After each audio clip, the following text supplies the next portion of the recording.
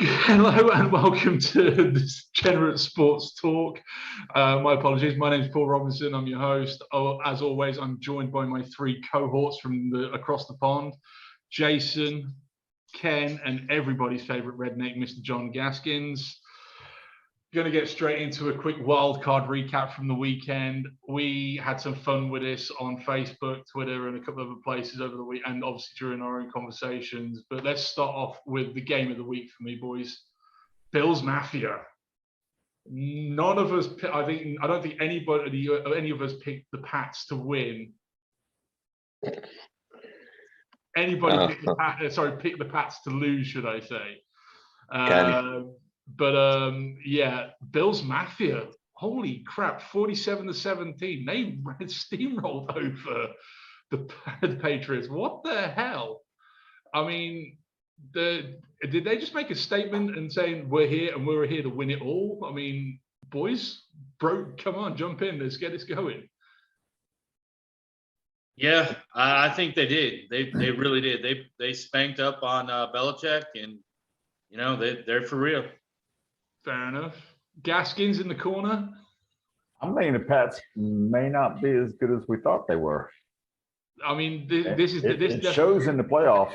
Yeah, I mean, this is not Bill Belichick's teams of old when he had the Bradys and the Gronks. I mean, don't get me wrong, we understand that the Pats are rebuilding as such, and they're still searching around for key pieces. But that would, for the Patriots to lose in that fashion, the way that they did, I mean, that is a hell of a scoreline. I mean, Jason, Bills Mafia all the way for you, or what do you reckon? Well, I do think, sadly, the winner of the Bills KC will probably be representing the AFC in the Super Bowl. But, I mean, they went straight off 7 touchdowns in their first 7 possessions, and then they just kneeled down. So, otherwise they probably have gotten 8. So that's a ridiculous offensive performance. Indeed it was. I mean, not only that, but they held the Pats to 17 as well. I mean, the defense was no joke either. I mean, it was just one of the fun games to watch over the course of the wildcard weekend for me. Is one I had to watch on replay a couple of times because I was just like, what's going on here? But I'm pretty sure the Bills are here to stay for a little while. I personally think that if like yourself, Jason, with the Chiefs Bills this weekend, that's the game of the week for me. But we'll get to that shortly. Other news in the wild card: Raiders 19, Bengals holding on at 26.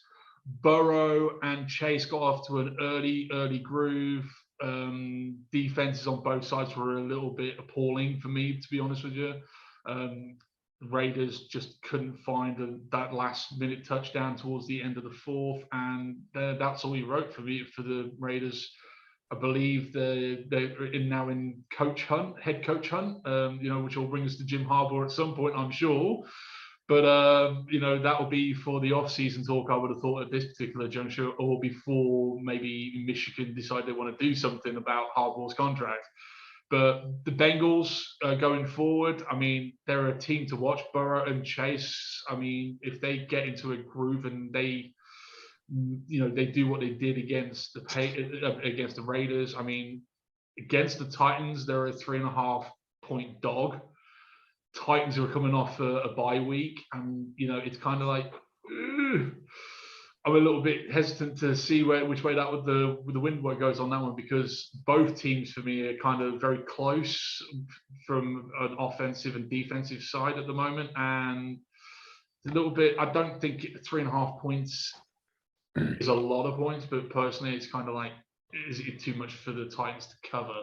But what do you reckon, Ken? Let's go with you first round. What do you reckon? I mean, Raiders-Bengals game itself. Man, I mean, I think we all picked the Bengals on that, and it just, I didn't think the Raiders had the gas to finish, the season out. Like, I thought it'd be close. I did. I didn't think I thought it'd be on. It'd be like a 3-point game. Yeah. So I was wrong there, but it turned out pretty much how I expected. I mean, the Bengals did cover this. I believe it was a 5.5-point spread, Jason.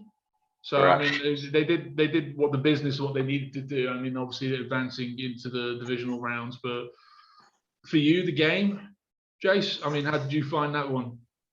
I thought it was the easiest one to predict going in, and Burrow's legit. Like from the LSU championship game, the year before, him and Chase have a super strong connection, and Crosby's a beast for the Raiders, but they didn't have that pass rush because since he gives up a ton of sacks to pull it out.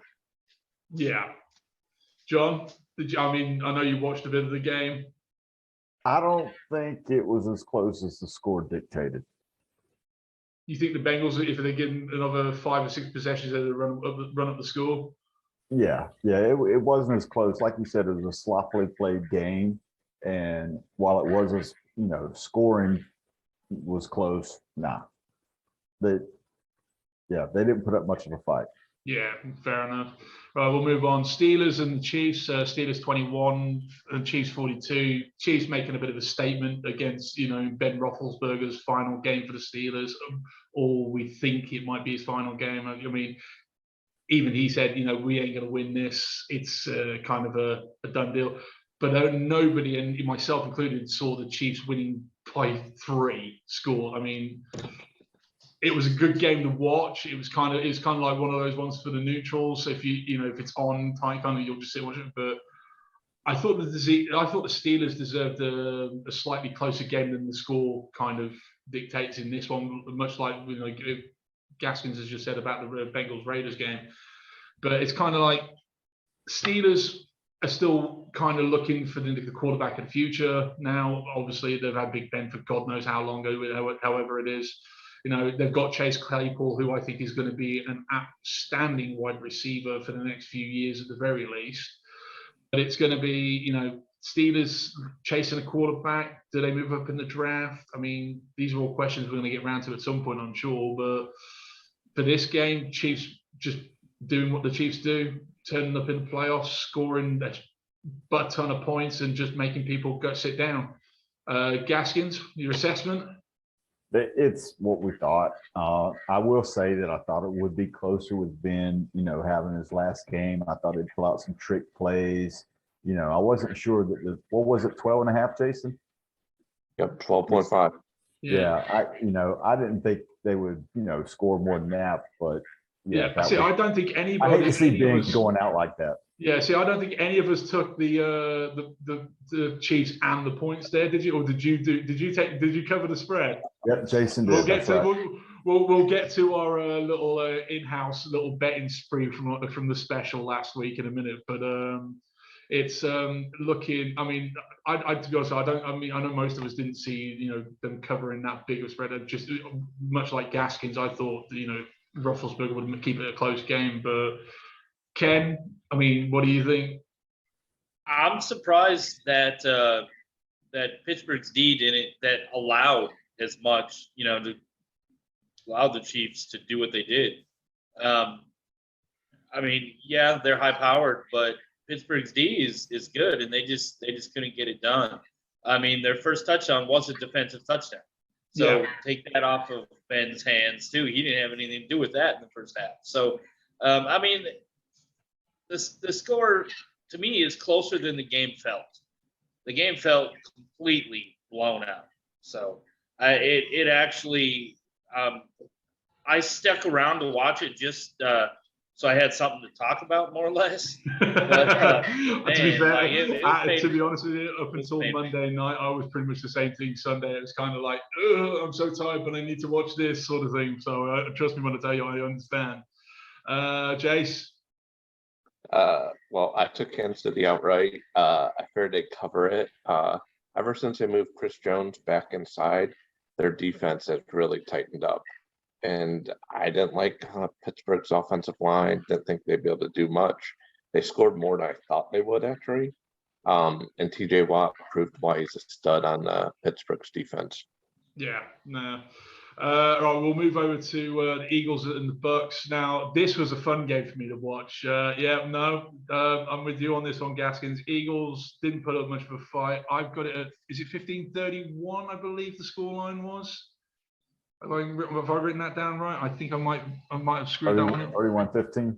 31-15, the Buck, yeah. Thank you.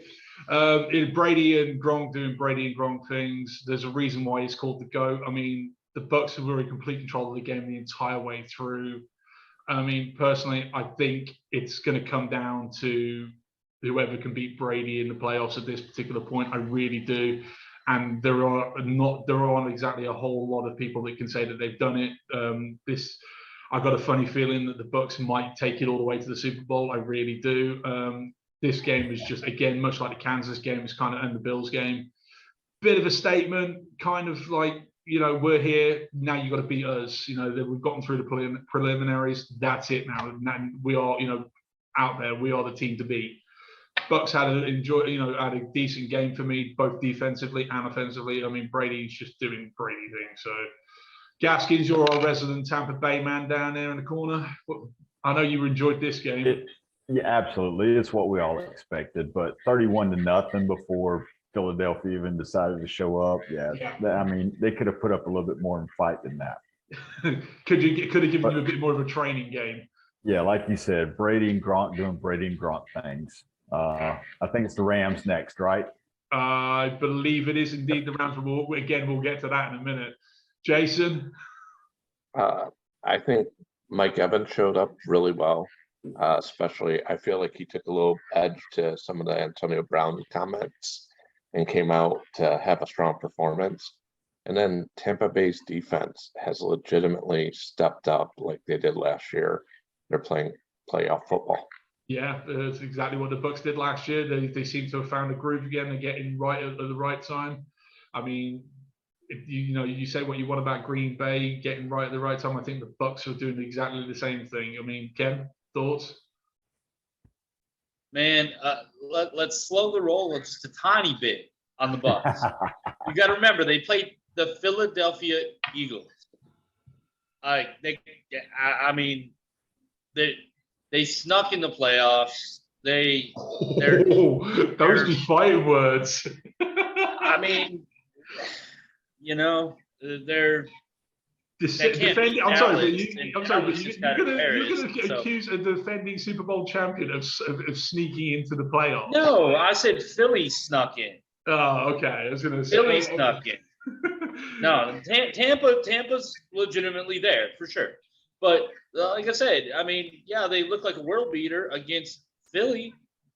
Like, you know, that's almost as bad as the Lions. Oh, that is fighting. Okay. Okay. All right. Okay.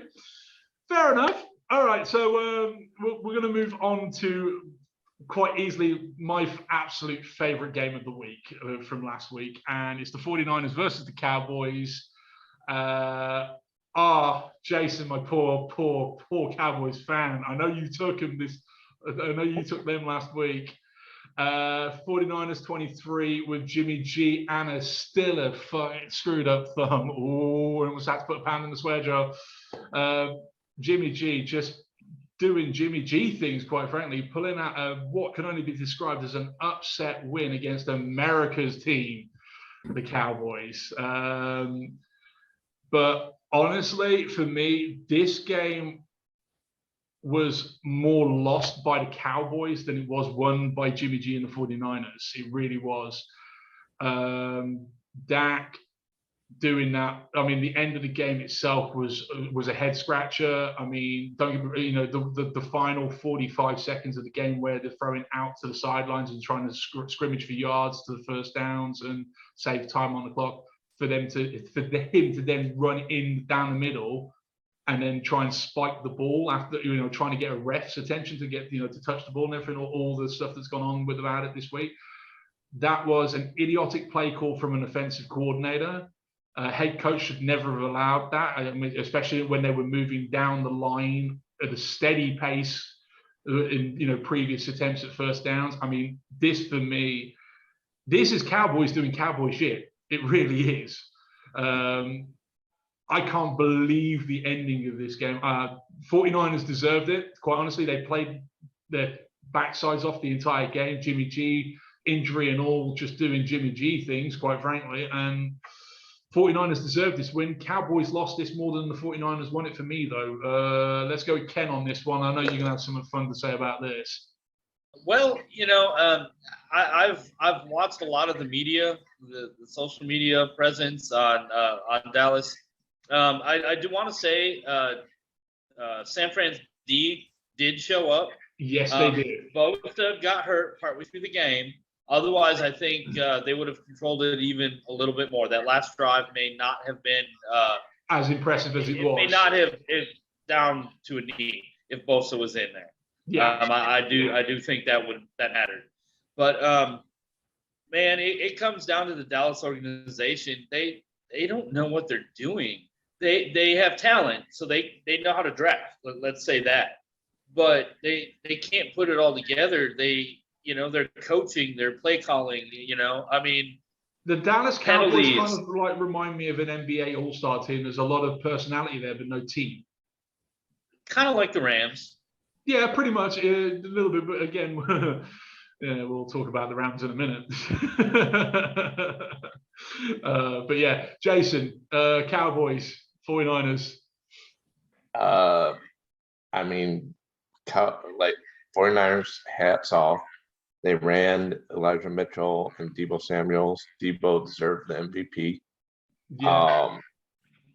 The amount of penalties, I think there were 14 penalties on the Cowboys.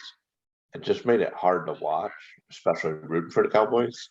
Yeah. And the last play was painful to watch and rewatch all week on everything that literally it has actually been everywhere. I mean, I've seen it on all social media platforms, ESPN, Fox, and all the big networks. I mean, even the NFL network is kind of like, wow. Yeah, it was horrible to watch and rewatch. So, but I mean, Cowboys doing Cowboy stuff is stupid shit. So, Gaskins, I know you love bagging on Cowboys. They ain't America's team. That's why I took San Francisco. Yeah, America. And speaking of Cowboy fans, I'm sure we'll get to that later too. Oh, This yes, one's on Mike absolutely. McCarthy, man. I mean, all respect to 49ers. This one's on Mike McCarthy. That was terrible coaching. It really And I know was. they're playing nice in the media right now, but you can bet he's got some explaining to do later on. To the offense, to the management. And I just want to say that if Dak was a Brady or a Rodgers, he would have been calling his own plays on the way down. Correct. He would not have called the daggum draw. Yeah, no. He would have been smarter than that. And that just shows that Dak needs to grow still to become a good quarterback. I'll say that without dogging him, because the thing is with he Dak, puts up throws. Yeah, he needs to grow. The thing is, Dak is a quality quarterback. I wouldn't say he's one of the greats for me. I mean, like you say, Right. he does have to learn how to be able to say, you know what, no, shut up from the sidelines. Let me call the plays. I've got to run the 2-minute clock. You've got to allow a guy with Dak's athleticism and brain start making some serious decisions when it comes down to the wire like that. The way that they were throwing the pass to the sidelines, absolutely fantastic, because they were moving the sticks all the way down the side, the opposite side of the field, and it's kind of like, okay, then they call the run play. I'm like, what the hell? Even I was watching it live and I was like, huh? I did a whole Scooby Snacks thing. I went, huh? But anyway. That's enough of Cowboys talk, because we've got more Cowboys stuff to talk about later on, because we've got several nominations for Muppet of the Week this week. But last of the god-awful wildcard weekend, Monday Night Football. The Cards let me down. I was so hoping Stafford was going to turn into a pumpkin. It didn't happen on Monday. It's going to happen on Sunday. And, Rams 34, Cardinals 11. Cardinals didn't show up at all. They looked like a team that had just lost their last 4. Rams looked like the team that had just won their last 5. And for all the platitudes that are being thrown in the media, especially in the Michigan media market at the moment, about, Stafford did really well at the weekend. No, he didn't. His team did. He, not so much. I wasn't impressed with the way he handled the game at all. I mean, it wasn't a breakout performance. No bias there at all, right? None whatsoever. I mean, you'll see this weekend against the Bucks. This is where Matt Stafford turns back into a pumpkin that the Lions fans have seen for 10 plus years. Are you repeating last week's show? Yeah, basically every week. I want that high draft pick. Damn it! He'll eventually lose, right? Hey, nobody wins, nobody loses. It's a dictatorship. Damn it! But no, I mean, the problem for me with this game was, yes, I was rooting for Stafford to lose more than I was rooting for the Cardinals to win. The other problem is that Kyler Murray and any of the Cardinals show up. I mean, you could tell in the first drive, the first Cardinal drive after they went off and, the Rams went off and scored the first touchdown. It was kind of like, this don't look good. And it just continued from there on. I mean, they didn't score their first points to the third quarter. And even then, they went for the extra point instead of the the extra point field goal. They went for 2 points after the touchdown. It was kind of like, for me, the Cardinals felt like they were grasping at straws, and much in the same way that the Eagles, the Pats and the Steelers all run out of gas. Same with Raiders. It's just like they had nothing left in the tank for the season, and it was kind of like really, really disappointing because I thought Kyler Murray might have the gumption of a young quarterback to go out and say, you know what, we ain't listening to the script. Let's go and do something about this. But unfortunately, none of the cards showed up. So, Gaskins, let's go with you on this one. Thoughts on the Rams Cards game? Well, as far as the Cards, they look like deer in headlights. Yeah. What are we doing here? They had no clue. As far as the Rams, I mean, all they needed to do was get out of Detroit. Are you talking about the Rams or Stafford at this point? Well, I thought that's all we were talking about was Stafford. But yeah, well, we again, it's just it's a Detroit bias, I'm afraid. You'll have to live with it. Jason, come on, Rams Cards, thoughts? Well, Stafford got his first playoff win. You were correct. And then it's a defensive line for the Rams. To me, was the whole story. I mean, they just took them to the woodshed. The offensive line. Yeah, I watched ESPN where they're always like, "You need new security." They 100% needed new security with Kyler Murray. Yeah, I mean the Rams D line, you can't fault them for what they did. I mean, they literally just used. I mean, much in the way that the Georgia Bulldogs used Bama as a chew toy, so did the Rams D line this weekend. I mean, it was just kind of like, wow. Cardinals, Ken. There's not much more to say, man. It really, Cardinals forgot to show up, basically. I mean, that's all there is to it. Fair enough.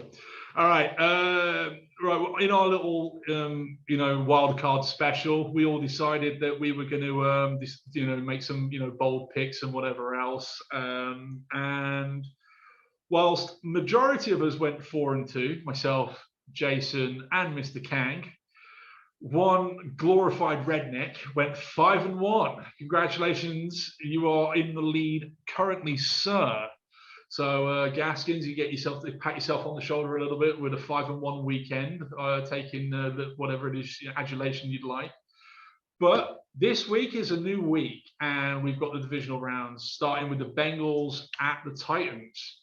Tennessee are 3.5-point favorites. The over/under is 47.5.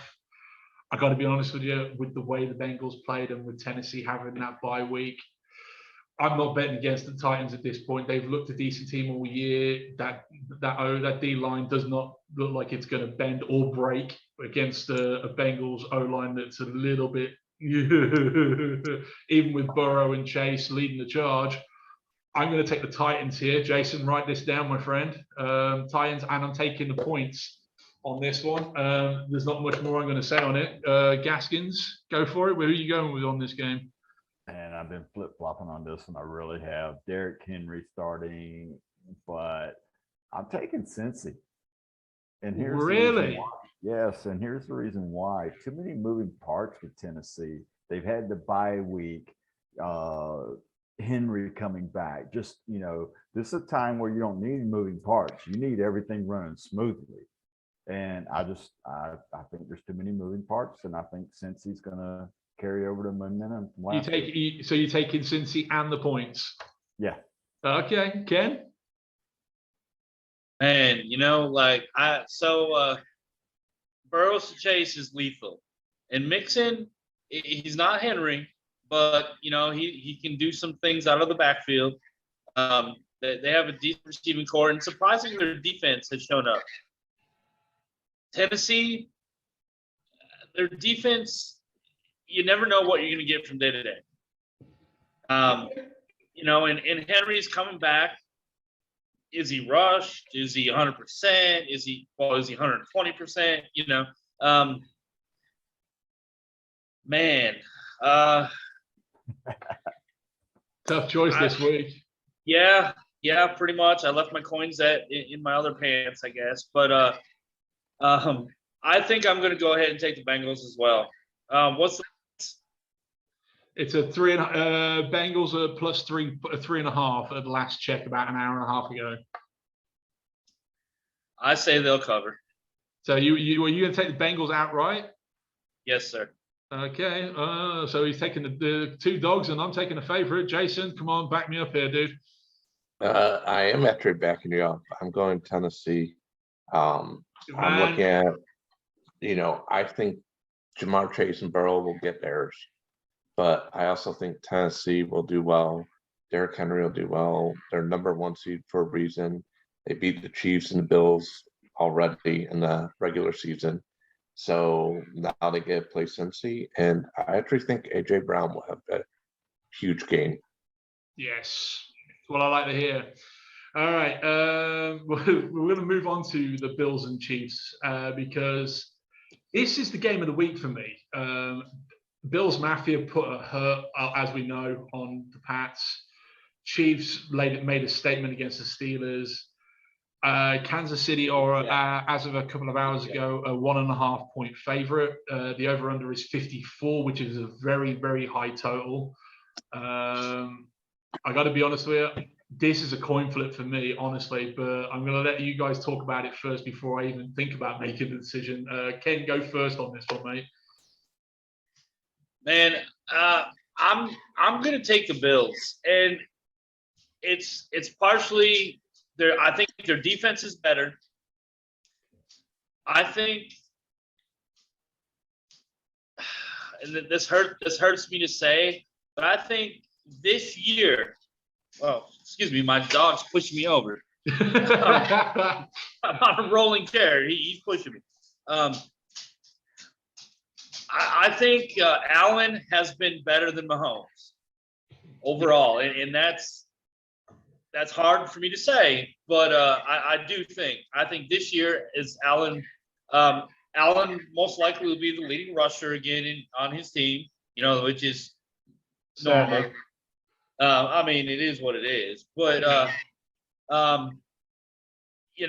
we got some ex-Packers, not Carlos, but Hyde in the You're going to get around to the salient point in a minute here and give us a pick. Yeah. Come on. Yeah. So, yeah, I'm going Bills.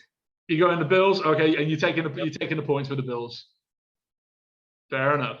All right, Jason, go with you. Allen did great. He lit it up last week.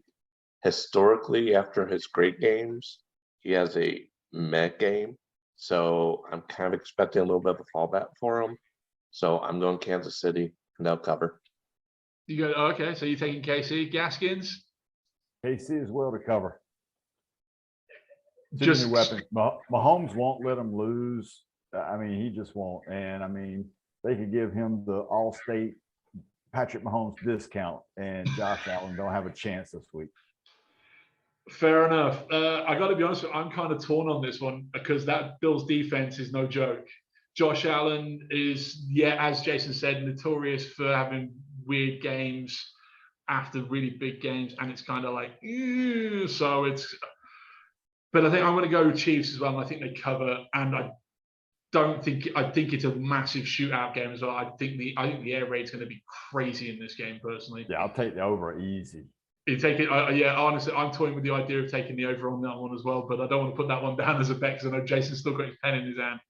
All right, Rams Bucks. Tampa Bay favored by 3. Over under is 47.5. Straight up, no jokes.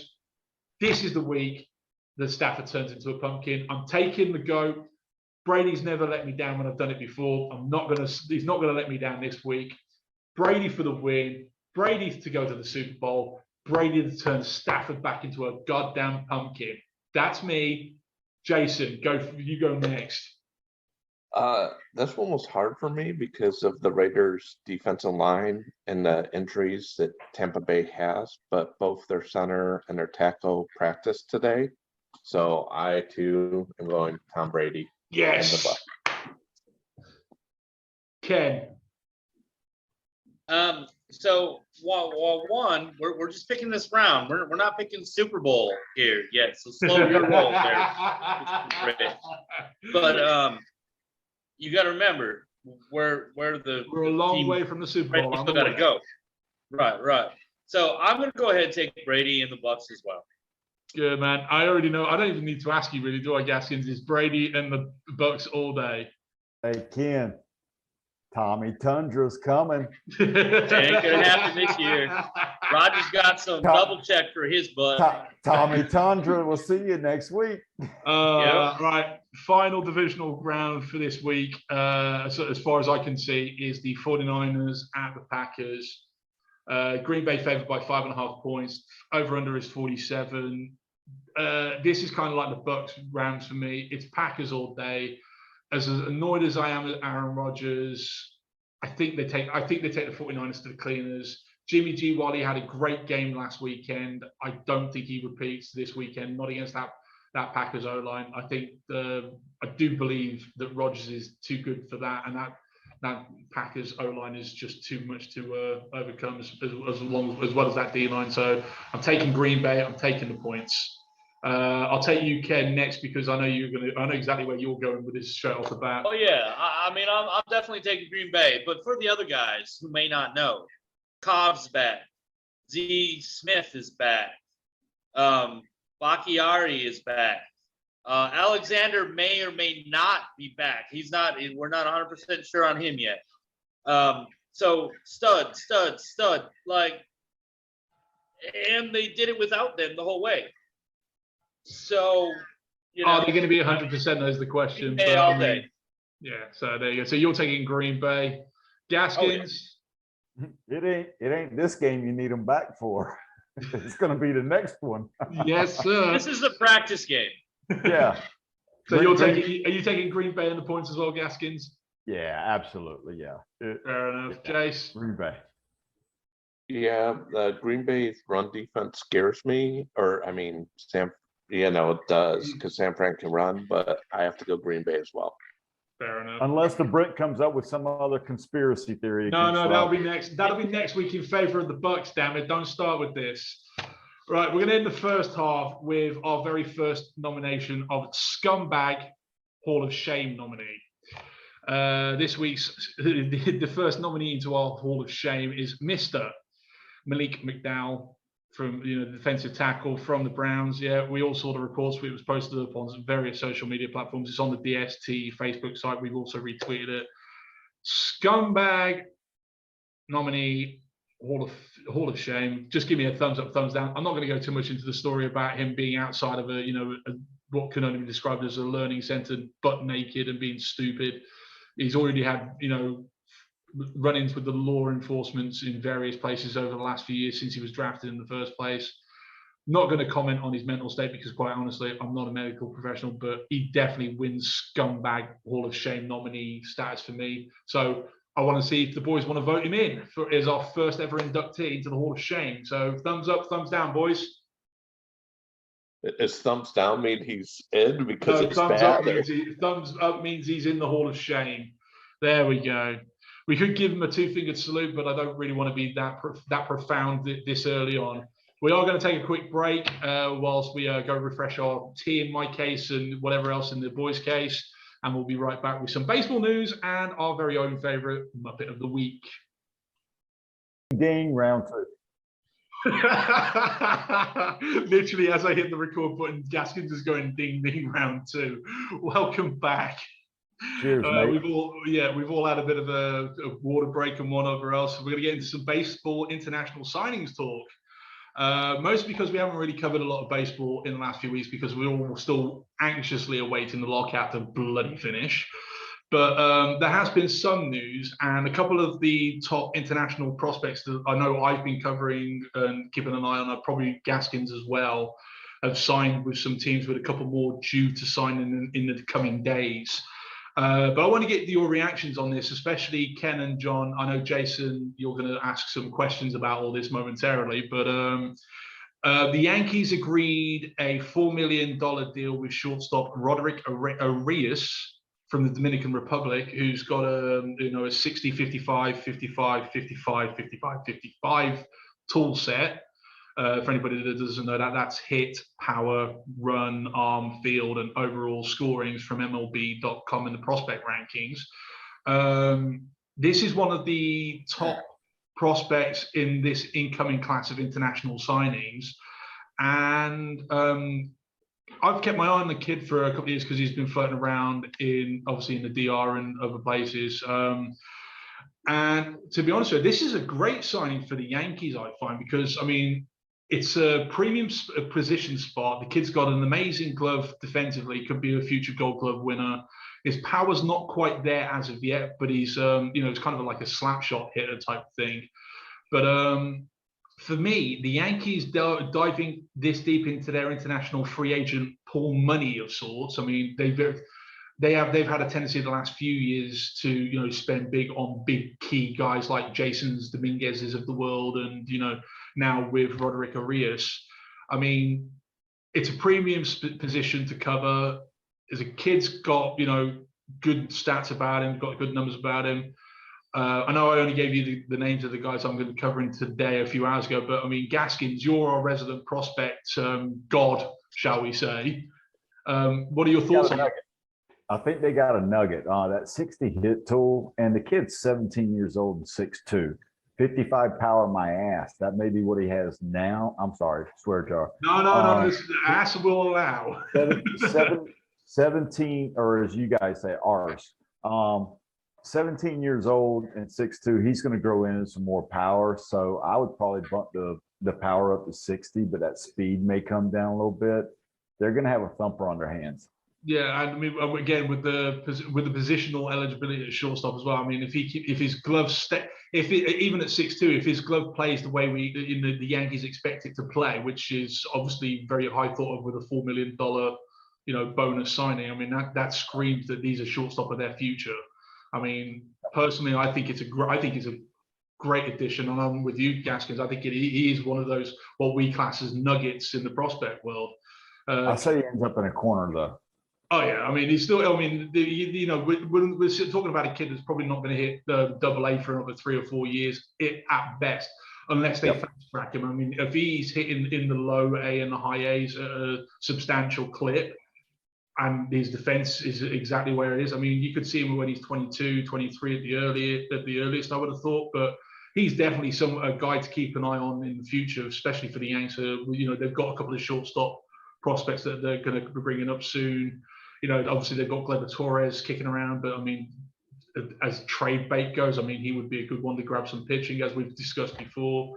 Ken, I mean, have you seen much of this guy, or are you coming into this pretty late like everybody else? Or I really haven't watched this guy at all, but everything I've heard about him, it's the Yankees going back to what the Yankees used to do, and why they're known as the evil empire. You pay to get your players, and for $4 million for a 17-year-old, like, I mean, and I'm not saying he's not worth it, but it's the Yankees doing Yankee things. Like, it just is. Yeah, I mean, to be fair, I mean, yeah, $4 million is a chunk of change, but that's a life-changing chunk of change for a 17-year-old kid. I mean, personally, sure. I mean, I hope that the Yankees do what they did with Jeter with this kid. Bring him up slowly, and just unleash him once he grows into that power sort of thing. So I mean, but he's not the only prospect we're talking about today. I mean, this one is going to be a bit of a pronunciation for me. Christian Vaquero, I think his name is, from Havana, Cuba, is signed with the Nats. And the Nats put a butt ton of money into this kid, $4.925 million. that's almost 96% of their international budget for this year into this one kid. The kid's got a 55 hit tool, power is at 60, runs at 65, arm and field are both at 55. He's rated overall at 55, but I've got to be honest with you, for me, that feels really low for an outfielder that is considered right up there as the top international signing this particular time round. I mean, consensus number one from about 75% of the league scouting departments, was heavily chased by a few people. The Nats invested a lot of money into this kid. I mean, I got to be honest with you, this is a name that in a lot of, especially fantasy drafts in the not too distant future, people are going to maybe ward off the slightly lackluster hitting and maybe chase this kid, especially in the upper high, mid to late first round range for me. I mean, again, he's a 17-year-old kid. He's going to be taking a few years to get to the big leagues. But I think that, again, the Nats have found themselves a nugget here. I mean, Gaskins, again, fantasy god over in the corner, and prospect god. I know, again, this is going to be another name that you've been chasing for a little while. Yeah, here's some neat things about him. You know, Arias was 17 and 6'2". This cat's 17 and 6'3". Okay, and you went through his 2080 scores at 55, 60, 65. You know those are the same. You know those are the same scores as Jason Dominguez, the Martian. Yeah, it's kind of got that kind of vibe to it, hasn't it? With the they've got a beast on their hands. Yeah, as how long are they going to be able to contain this beast in the minors is the question. That's the thing. Are they well, going to... You'll find out about those hit tools. 55 and 60. They got him 55. Arias at 60. Yeah, you'll find out about their hit tools real quick. But if their hit tools are there, they'll move them. Yeah, I mean, could they potentially have another Juan Soto on their hands here? I mean, maybe even better. No, Juan Soto's hit tools off the charts. That's insane. But yeah, I mean, when you got 60 power and 65 speed and a good hit tool, yeah, he's going to be an all-star. Many of them. No, I mean, there's not a lot to say. Like, you've pretty much nailed it all down. I mean, those guys got some good prospects. Yeah. You know, being 17 and got that much upside. Yeah, I mean, there's a lot. It'll be fun to watch. There's a lot of upside there to look at. I mean, you know, again, I mean, I make the Juan Soto, you know, comparison as a bit of a gaff, like a real gag, really. But I mean, that hit tool, it screams the kind of numbers they were quoting for Soto when the Nats got him in the first place. It's kind of it's eerily similar for me. He's Byron Buxton type numbers. Should Byron Buxton ever be healthy? Oh, Byron Buxton is the worst bust of a high touted prospect in the history of the new age of baseball. I don't understand Twins fans' love of this guy. He's never healthy. He doesn't hit like he was projected to at all. And his speed has gone from being decent to non-existent. Barely plays the outfield anymore. I mean, no. Please. He's what Dominguez and Vaquero should be. I could not wish that kind of career on a kid at 17, a Byron Buxton level of talent being wasted. I'm sorry. I know for a fact that we're going to have a few Twins fans that are going to have a comment about my statement over this because we between the four of us, we know a few Twins fans who watch, and it's going to be a case of they're not going to like it. They think, for some reason, they think Buxton is a god, and he's really not. I mean, yes, they signed him to a team-friendly extension recently, but no, just no. I wouldn't have paid that money for him, and I don't care who you tell me. That money could have gone elsewhere better. Jason, I know baseball's not your strong suit. I know you've got some questions about drafting, so please fire away. Well, the first question I have will be, how good is the Nationals international research group? Because I know you mentioned Soto. So is it good to believe that they can identify this talent? The Nationals are a lot like most teams. I mean, if they've got strong, if their front office has got strong roots in South America and the Dominican Republic and Cuba and places like that. I mean, for me, it's all about. It's not so much about the what are they the scouts that are down there. It's about the collective. If these guys think that this kid can degrade at certain levels, they're going to take him and they're going to go. It's because most of the time you'll find now it's all sabermetrics. It's not going to be like the old, like the Gaskins of old, where oh, he's a 5-tool player because he can do this, without any empirical data. Since 2002, it's all numbers, and this kid, the numbers don't lie. I mean, this kid's projected to be a beast. I mean, if he was going to be taken in the first-year player draft this year, I'd say maybe a top 12, top 15 pick. That's how I think he would go as a high schooler. I mean, we're talking high to mid first round for him, maybe even higher. But most teams nowadays have got scouting locations, training facilities all over the place. I mean, the likes of, I believe, the Seattle, the Nationals. I know the White Sox have got facilities down in a lot of places in the South Americas. And things like that. It's kind of like it's all down to how much money they're willing to pump in there. I mean, we'll get to this in a minute, but the Tigers have done what the Tigers do best, and that's spread money around on the international signings page, signing sheet. I mean, they've gone after the 13th ranked shortstop in Javier Osorio, and for me, that is like a bit of a slap, because I mean, whilst they've spread the money around so they've got more players, they haven't landed what myself and Gaskins would class as a nugget. One of those, almost surefire going to come and change the face of the organization type players, like your Dominguez is, like your Verheerens or whatever his name is, and the Reyes is and stuff like that. I mean, like they instead of trying to put all their eggs in one basket, they've kind of gone, okay, let's splash this money around. But for me, it feels like wasted money. But it all depends on the different organizations for me. Gaskins, I'm sure you've got a completely different point of view on the question itself. Well, on the question, I mean, at this point, you can't hide a good baseball player. 20, 30 years ago, it was rumors on, oh, this kid down in the islands, he's hitting this, he's hitting that. Okay, get a scout down there quick. MLB, you can't hide a good baseball player anywhere on this planet now. Used to, they would have subpar machinery, but MLB's provided them with all the latest up-to-date technology.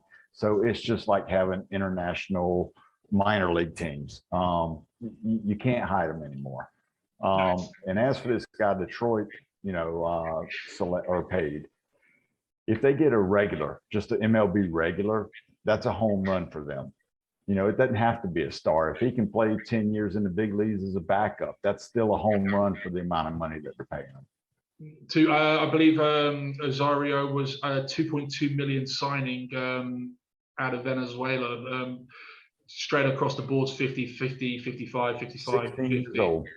Yeah, don't get me wrong, he's a 16-year-old kid, but it's signings like this for me in Detroit that absolutely annoy me, because it's kind of like, yeah, we'll throw 2.2 million into this kid, but then it's kind of like, is he ever going to amount to much? I don't think he will. If he makes it past AA, I'll be impressed. It's kind of like some of the comebacks in trades for Avila. For me, this is what Avila's tenure as a GM for me is all about. It's all about saving his boss money and trying to, not piss off the fans more than he has to. And that, I mean, we're talking about a guy that is apparently legendary, in the South American international scouting scene. His job is primarily has been for 20 plus years a scout, and a head scout at that. I mean, he's supposed to have, expertise in this. And Avila is just kind of, it kind of feels like he's just going from one stupid mistake to another.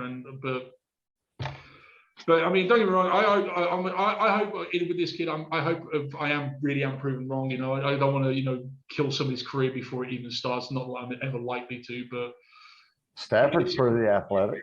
Yeah.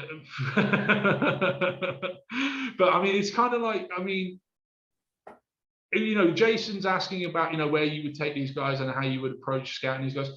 This kid wouldn't even make round 5 of a first-year player draft. this is what my problem is with first year, with the international signing stuff with the Tigers. Whilst you've got Nats and you've got, the Yankees going out and going after and putting, going and saying, you know what, this is our guy. This is what we're going to spend on this guy. We're done here. We'll go and find 10 or 12 10 grand players that we don't have to declare because, the international signing bonus, anything under 10 grand, you don't have to worry about because it doesn't, accrue against your reserve pool or whatever money you've got left. That's what the Yankees do. They go out and, they find one nugget and they go, okay, this is our guy. This is the money we're going to pay him. That's it. And that's how you become a dynasty. As much as we hate to say it, that's how teams like the Yankees, like the Red Sox, like, Tampa Bay and Seattle have been trying to do for years. And, like the Dodgers especially, that's how you become a dynasty. And, it just feels like it's lackluster in Detroit. It really does. Ken, I mean, thoughts on Jason's question and then, any rebuttal to what I've just said? No, I mean, I don't have any disagreement. You find those big guys now. Like Gaston said, they can't hide anymore. Big market teams are going to go ahead and take them, and Detroit isn't willing or doesn't have it. I'm not exactly sure which. The Detroit were in Detroit were in the top tier of international free agent money, pool money this year. I think it's $5.19 something million they could spend in the pool, which is in the top echelons of international signing bonuses this year. But I mean, the Tigers, for me, again, this all boils down to things like the Javi Baez deal and the Eduardo Rodriguez deals, and it smells cheap. And it has smelled. It's smelled. They're discussing now to change that, though, Paul. Hey? With the collective bargaining agreement. Yeah, the discussion is rearranging the international. Yeah, no, I mean, I know that's they're on about turning into an actual draft. I know that's in the bargaining agreement. I know that's something that the league is pushing for more than the players. Though I don't know what the score is out. Honestly, with the bargaining agreement as well, especially at the moment, I know that both sides are meeting on Monday. The players have got a rebuttal to the latest league offerings, which apparently was mediocre. Yeah, that's my thoughts on it as well. At this particular point, I'm fed up of talking about the lockout. I'm starting to get annoyed with the lockout more than anything else. As a fan, football's starting to come down to a dwindling close towards the Super Bowl. Ice hockey is nothing. Basketball's a joke, and quite honestly, baseball is always going to be my first love anyway. When's the XFL starting back up? Well, weirdly enough, the XFL was brought by The Rock, so there's a different one. There's a different knockoff NFL coming up. Yeah, starts in April. Well, Dwayne himself owns the XFL. He owns all the merchandising rights and broadcasting rights. He owns everything about the XFL now. He brought that about a year ago, I believe, from Vince, where after the COVID killed the second attempt. So don't put it past him to put something like that out there, especially considering his stance towards the NCAA. I mean, we talk about there's another organized football coming up. Is it the Canadian Football League, the CFL? Or am I wrong? I want to see games played like the longest yard.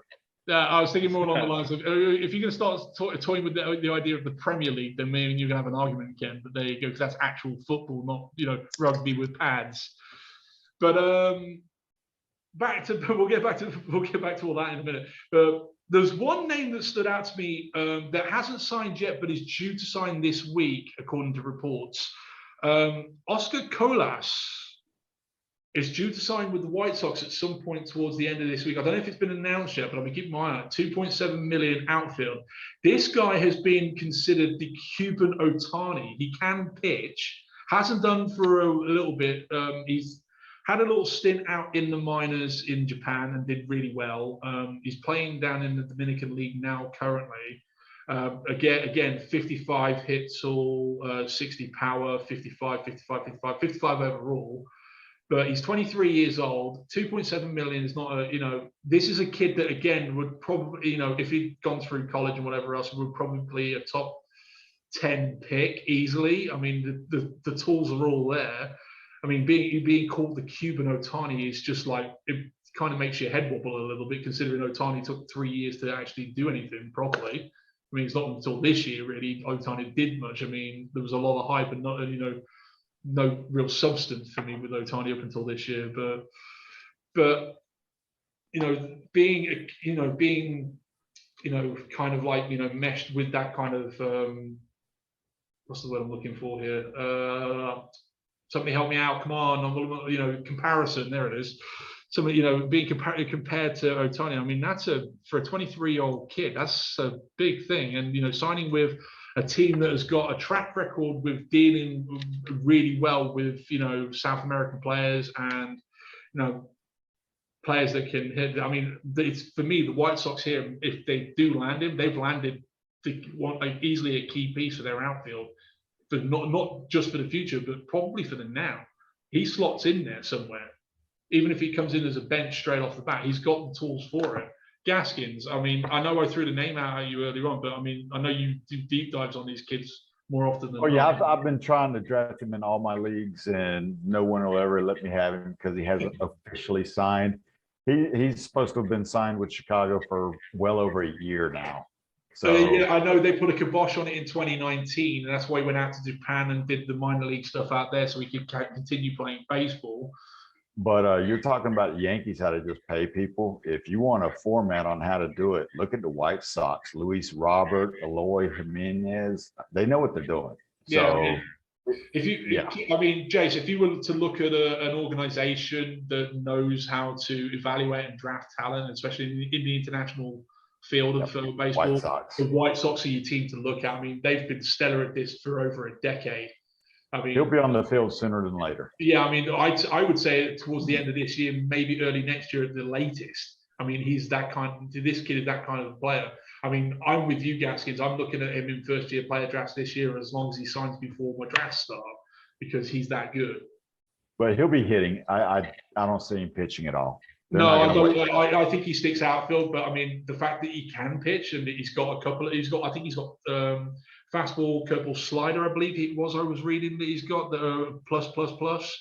I mean, it's just like, wow. Maybe in an 18-inning game, they'll let him pitch. Guaranteed a couple of strikeouts towards the end, maybe. I mean, Ken, have you heard anything on this kid? I mean, have you done any deep dives since? No, I really haven't gotten into any deep dives. Like the White Sox, you're absolutely correct again. I hate to keep saying it, but you're absolutely correct. I love it when all my co-hosts agree with me because it just means I'm right. Well, but the White Sox, the White Sox know what they're doing. There's no doubt. When it comes to international players, they definitely know what they're doing. I mean, and just look at the names on their roster that are impact players. Yeah. I mean, that's all you got to do, And they're not small. They're not small time. No, they're absolutely they're not just your daily players. Yeah, they're putting up numbers. They're legit guys that are going to come in and change the face of your franchise kind of players. I mean, like you, Jason, is like you want the Francos and stuff like that. So I mean, Jason, any more questions for this motley crew of baseball fanatics? Well, I am going to ask. I'm stuck with the #1 pick in my fantasy football or baseball draft because I sucked in my first run. Who would you take for a first-year player at #1? #1, me personally, I'd probably go with Meyer, the shortstop that went to Boston. He was my choice for the Tigers before they took Jackson Jobe, and I was screaming at my TV and possibly woke up my wife at the time when the draft was happening. Meyer was a consensus #1 pick in the draft anyway, and for some unknown reason slipped down to, I think it was 4 he was taken. Ken, correct me if I'm wrong there. I think 4 is where it was. It was right after, because the Tigers had 3 and then by Boston. Yeah, and then went straight to Boston. So yeah, so for me, that would depend on your need as a GM of your team. I mean, if you're in a full rebuild, then Meyer's a guy for me that easily helps out in the next 18 to 24 months, depending if he stays healthy. But overall, if you've got the #1 pick, Meyer's my pick anyway. Dan? Yeah, I mean, I've been in a couple drafts where Leiter has actually gone first. He's gone before Meyer because I had number 2 because, well, I had a down year myself, and I grabbed Meyer. So, you know, I mean, I was happy to have him. So either way, you know, but that's just another look. Now, granted, depends on who signs. Now, if some of these international players sign before the draft, before your first round draft, you may do a little more research into that as to, you know, you might want one of them instead. Yeah, I mean, I'm with Ken on this one. I mean, if you're in a long-term rebuild and if you finish last, I'm guessing you're in a 2 to 3 year rebuild, then I would definitely look at maybe an Arias or a Vaquillo, because especially Vaquillo, because I mean that kid looks like he's going to rake. So I mean it's a gamble with the number 1 pick. I mean Meyer would be the safer choice, but I mean if you're looking at a long-term rebuild, I would like Ken says, I would definitely look at something like maybe long-term like that. Gaskins, any outliers for you, or are you going to content with the rest of us? 2 words: dit and toe. Oh, God. Ditto. I'm Ditto. good. Oh, okay, so If you can take international players, take Vaquero. If not, Meyer. Yeah. So I mean, Hey, you jotting that down? Yeah, I would say this as well, Jason. I mean, depending if you're in a snake draft and you've got obviously the first pick and then you know the last pick, and you see nobody's keeping an eye on the international side of things, maybe go safe with the first pick, and then just start chatting up your chat rooms and seeing who's looking at who and seeing what's on, and see if any of the names are popping up on anybody's boards, because some of these guys have only just signed. Some of these guys might not be on a lot of fantasy players' radars. I mean, Gaskins and me, we forever deep dive in fantasy prospects left, right, and center, because that's one of our major passions in life, because we're crazy. But I mean, if these guys aren't as clued in as, say, for instance, a Gaskins or a Ken or myself, these are the guys I would definitely look into for long term. I mean, you are going to end up in a league somewhere where there's going to be somebody smarter than you that will be like, yeah, I'm taking it before you get a chance to take it. But number 1 overall pick, you've got your choice of the flock. I mean, if you're going to go short term, it's Meyer. If you're going to go long term, you take one of the 3 that I've taken. And if anyone else has anyone different, post it. By all means, pop it. Yeah, by all means, pop it in the comments. If you think we're talking a load of crap, by all means, put that in the comment as well. All right. Final piece of business for this week. Everybody's favorite segment. Gaskins, are you ready with some photos, my friend? Muppet of the week. Now, we had some serious contenders for Muppet of the week this week. Majority of them were Cowboys related. Dak Prescott was up there. Mike McCarthy was up there. The fans throwing crap at the refs and the players on the way out of the game were on there. But then I saw something in the last 24 hours that made me laugh my backside off. And honest to God, if you couldn't be more stupid if you tried. This fellow right here that Mr. Gaskin is quite rightly putting up on his screen. Everybody's probably seen this on Twitter and Facebook and whatever else. Sunday side piece fail. This guy wins Muppet of the week because you get on the sidelines of a Cowboys game that you're crying that you lost with your side chick, and you're outed on in fact, international television, because hello, I saw it too. And then you get outed by your now ex on Twitter, and it's just like, seriously, how stupid can you get? So this week again, it's a Brit-tatorship. I'm putting it up there. It's an instant thumbs up from everybody, boys. He's stupid. He's the Muppet of the week. Yes, I know that the Cowboys fans or anybody else, I know that Ken had a couple of others on there, but one of your nominations got our very first Hall of Shame inductee. So, you win on that one, all right? As always, boys and girls, it's been fun this week. Thank you, Jason, Ken, John, for joining me as always. Please, guys, follow, like, subscribe, add us on Twitter, Facebook, and everything else. Where's he going now? All the links are in the description below the video. Obviously, we're all active on Facebook, Twitter, and other places where you might find us in various baseball chat rooms. We hope you've enjoyed the show, and we'll hopefully see you all next week. and we